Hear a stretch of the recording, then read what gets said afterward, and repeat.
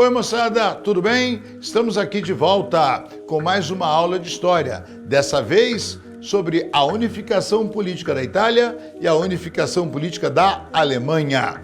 Eu sou o professor Ivo, trabalho ensinando história para quem vai fazer vestibular já tem mais de 40 anos.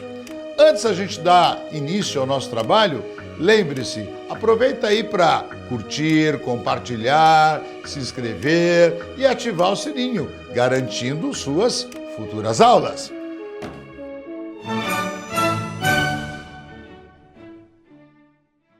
Muito bem.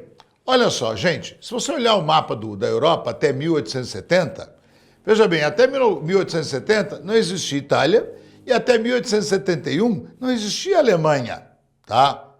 No lugar da Itália, no lugar da Alemanha, você tinha vários estados independentes, mas país unificado ainda não. Como é que vai ser esse processo? Bom, gente, tá?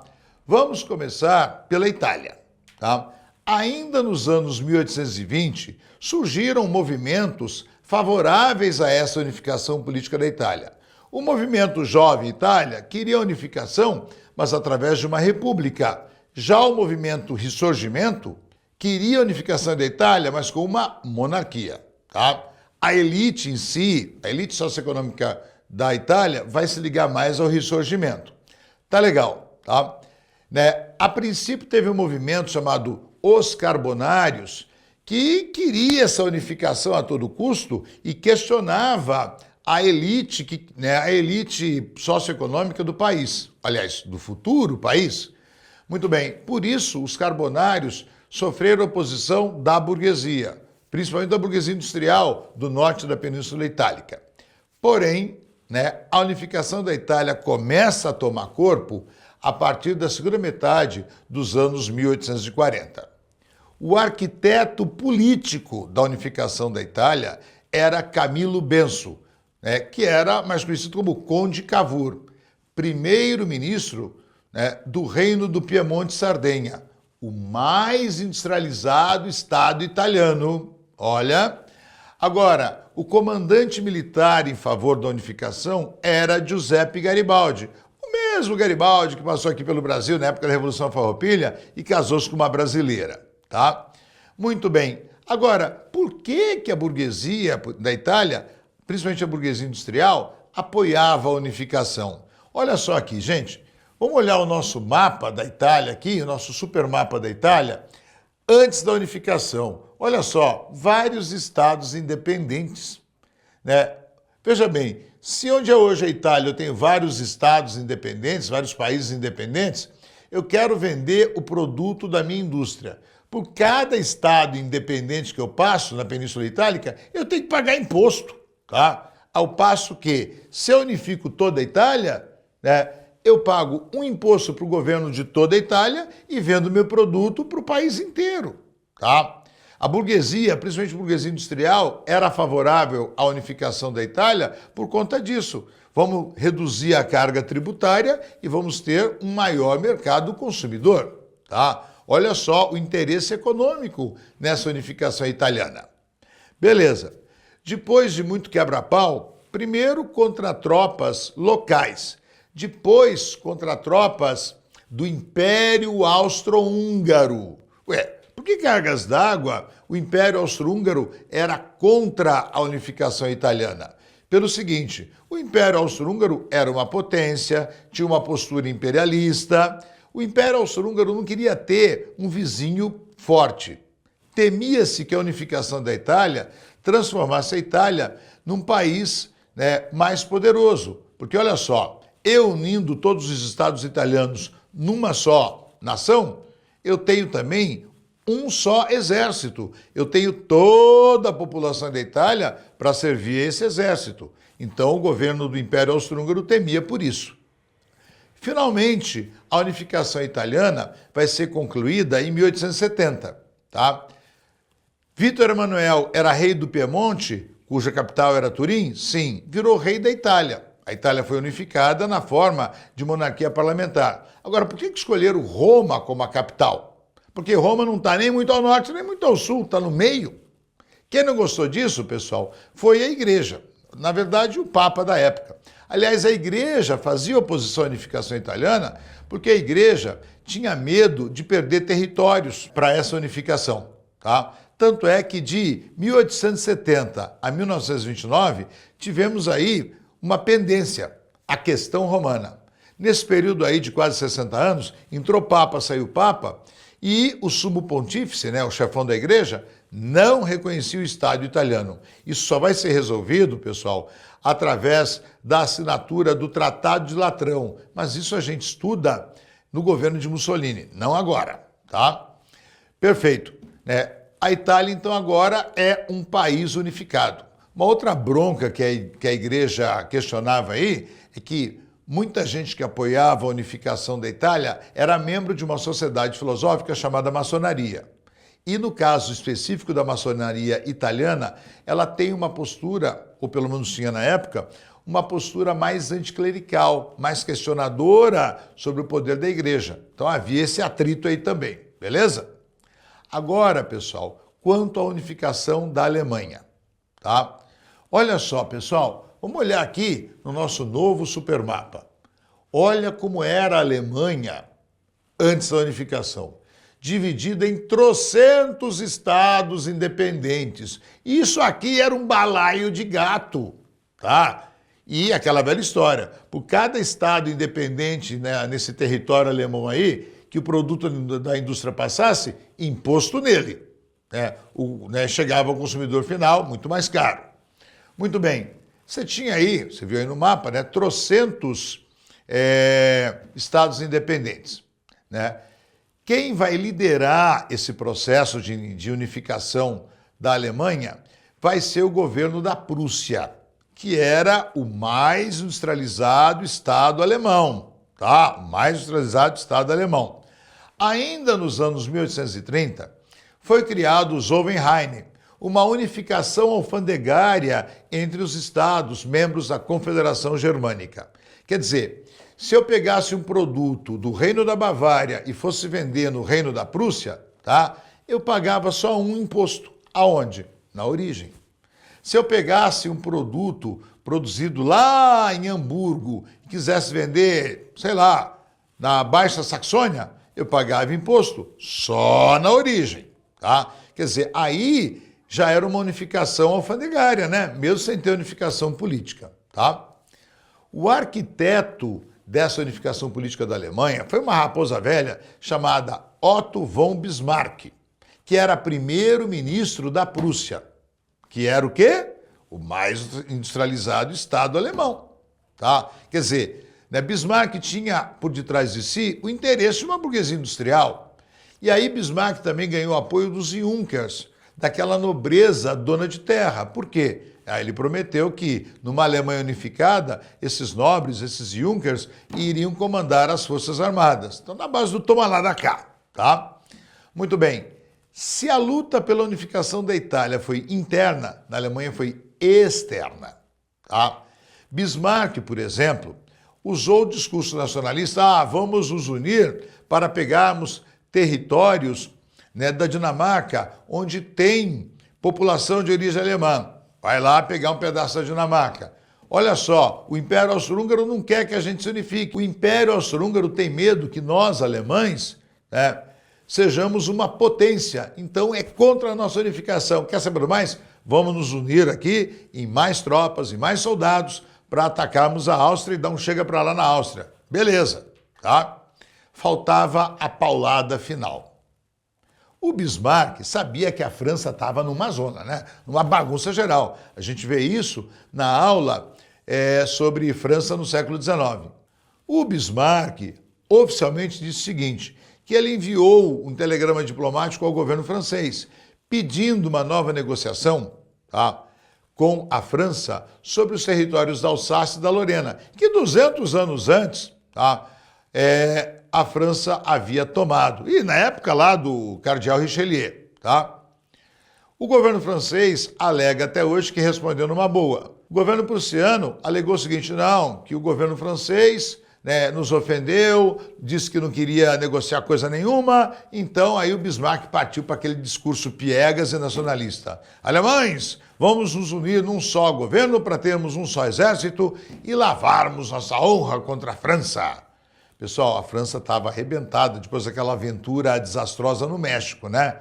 Na chamada Guerra Franco-Prussiana, cerca de 600 mil militares alemães atropelaram, né, os quase 200 mil soldados franceses. Foi um vexame para a França, tá? Tanto é que o governo de Napoleão III foi para o beleléu, né? Ficou desmoralizado. Aí, né, pelo Tratado de Frankfurt, a Alemanha estava unificada, mas aí o recém-criado governo alemão exigiu que a França, além de pagar uma indenização enorme, tá, cedesse para a Alemanha os territórios da Alsácia e da Lorena. Tá? Olha só, moçadinha, né, nesses dois processos de unificação, a unificação da Itália foi feita através de lutas internas, da Alemanha de lutas externas. Porém, ambas tiveram o apoio da burguesia e a oposição do Império Austro-Húngaro. Ambas nasceram de regiões industrializadas, Piemonte, no caso italiano, né? E Prússia, no caso da Alemanha, tá? Ambas implantaram monarquias parlamentares, tá? A partir da unificação alemã, pessoal, a Alemanha vai crescer muito em termos industriais. A França ficou raivosa com aquela humilhação. Gente, essa unificação alemã, né, as perdas da França na guerra franco-prussiana, tá, vão alimentar futuramente a chamada Primeira Guerra Mundial. São cenas dos próximos capítulos, tá? E por falar em capítulos, gente, estamos oferecendo aulas muito mais completas, de conteúdo muito mais amplo, tá? Entrem aí no link da descrição abaixo e saiba mais, beleza? Tá? Qualquer dúvida, temos aí o espaço dos comentários, tá bom? Portanto, a Primeira Guerra Mundial, né, mergulhou a Alemanha numa crise com inflação, com desemprego. Vai ser um prato cheio para mais tarde o nazismo ser semeado e crescer. Vai ser um prato cheio. Tá? Se o Tratado de Versalhes vai colocar os termos da rendição alemã, da punição sobre a Alemanha, o Tratado de Saint-Germain desmembrou, fragmentou o Império Austro-Húngaro. E aí, pessoal, né, antigos países reapareceram no mapa da Europa, tá? A Polônia, a Hungria, inventaram dois países que hoje já não existem mais. A antiga Tchecoslováquia, que hoje é a República Tcheca e Eslováquia, né? E a antiga Iugoslávia, que deu origem a atuais 7 países, Croácia, Eslovênia, Sérvia, Bósnia, Montenegro, os cambal, tá? Né? Então, né, acabava aí com o Império Austro-Húngaro. Lá no Oriente Médio, você tinha o Império Turco-Otomano, que tinha sido aliado da Alemanha, tá? Vamos olhar nesse outro mapa aqui, ó. Ó o mapa do Império Turco-Otomano. Tá? Além de ser a Turquia de hoje, pegava um pedação, né, do Oriente Médio, certo? O Tratado de Sèvres, né, acabou com o Império Turco-Otomano, tá? E aí os lápis, tanto da diplomacia inglesa quanto da diplomacia francesa, vão desenhar um novo mapa do Oriente Médio. A Turquia vai ficar com as fronteiras que tem hoje. E aí, pessoal, alguns países, como a Arábia Saudita, vão ser, digamos assim, inventados aí, tá? Síria e Líbano surgiram como colônias francesas, Iraque, tá? Como também os atuais Israel e Jordânia, como colônias britânicas, tá? Né? Mais novos países aí, não só na Europa, mas no Oriente Médio também, tá? Fruto da fragmentação desses impérios, tá? Olha só.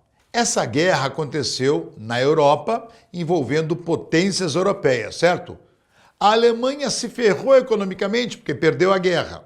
A Inglaterra também vai se ferrar economicamente, porque gastou demais essa guerra. Uma vez iniciado o conflito, a indústria europeia se voltou para a guerra, tá? E parou de vender no mercado latino-americano. Quem é que vai vender para o mercado latino-americano? A indústria norte-americana. tá? Porque a indústria norte-americana já estava num processo de expansão. Durante a guerra, os norte-americanos vão vender produtos para a França e para o Reino Unido a um preço elevado, vão emprestar dinheiro para a França e para o Reino Unido a juros elevados. Terminada a guerra, a economia europeia estava arrasada e a economia norte-americana estava lá em cima. O país Estados Unidos tornou-se o maior credor do planeta, tá? Sem falar que os norte-americanos vão emprestar dinheiro para até mesmo para os países derrotados. É agora que a economia norte-americana ganha o mundo, tá? Ganhou o mundo. Muito bem.